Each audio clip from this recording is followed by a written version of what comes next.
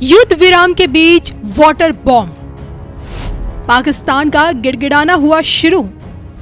प्यास के मारे मरेगा पाकिस्तान, आजादी की चिंगारी बनी ज्वाला।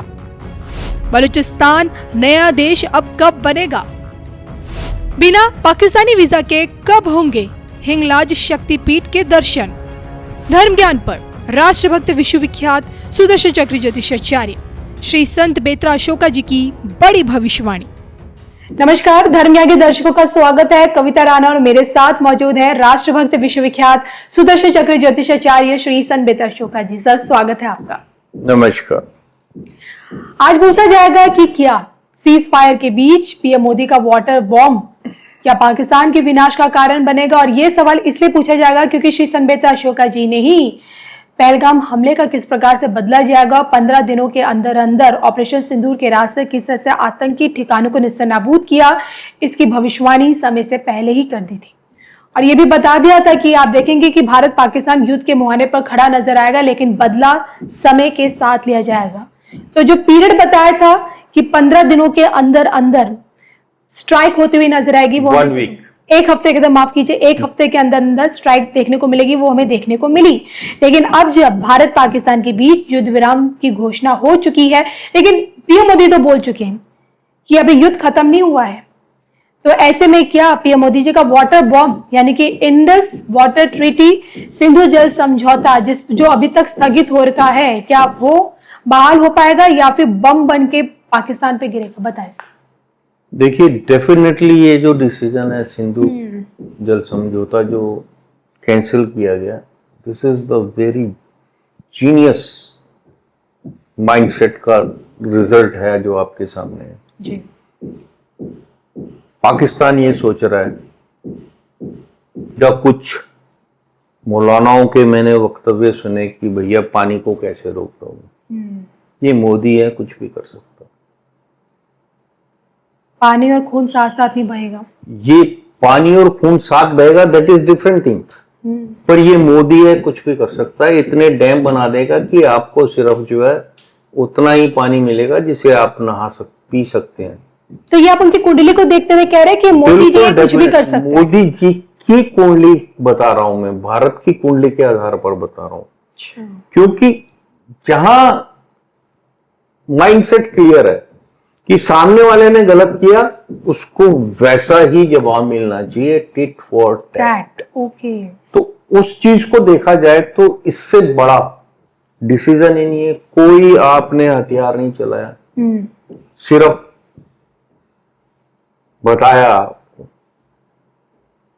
सरहद के पार से आवाज आती है, आप पानी बंद कर दोगे, हम आपका सांस बंद कर देंगे। जी बिल्कुल। बहुत मुश्किल है। पानी तो हम बंद कर देंगे, लेकिन सांस बंद करना, सांस आपका घुटेगा जब पानी नहीं मिलेगा।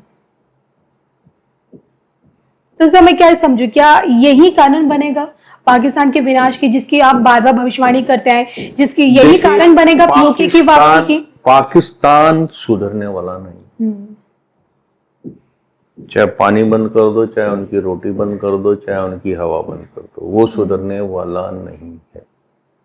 उनकी राजनीति, उनकी सरकारें चल ही इसी पे रही। उग्रवाद और आतंकवाद, जिहाद की फैक्ट्रियां हैं वहां पे, और किसी चीज की फैक्ट्री नहीं मिलेगी।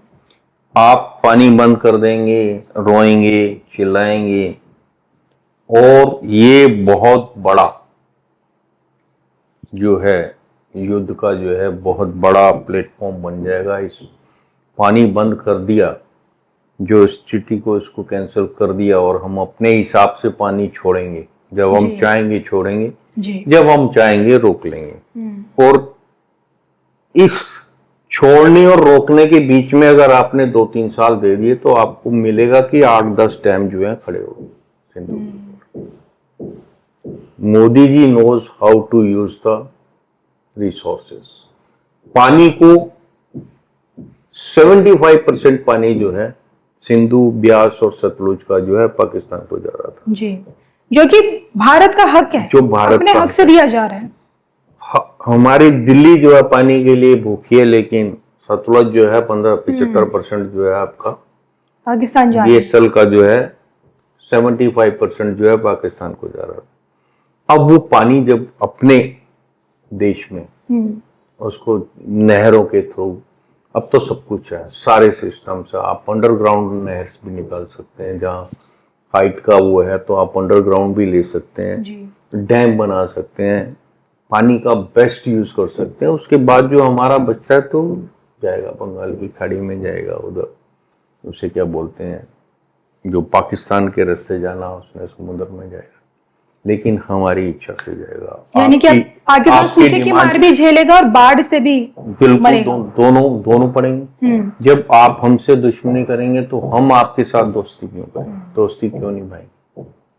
अभी तक तो निभाए रहे थे ना, बिल्कुल अभी तक तो निभाए रहे थे, लेकिन अब अगर ऐसे हालात हैं आपके ट्रेंड किए हुए बंदे बॉर्डर पार करके आके हमारे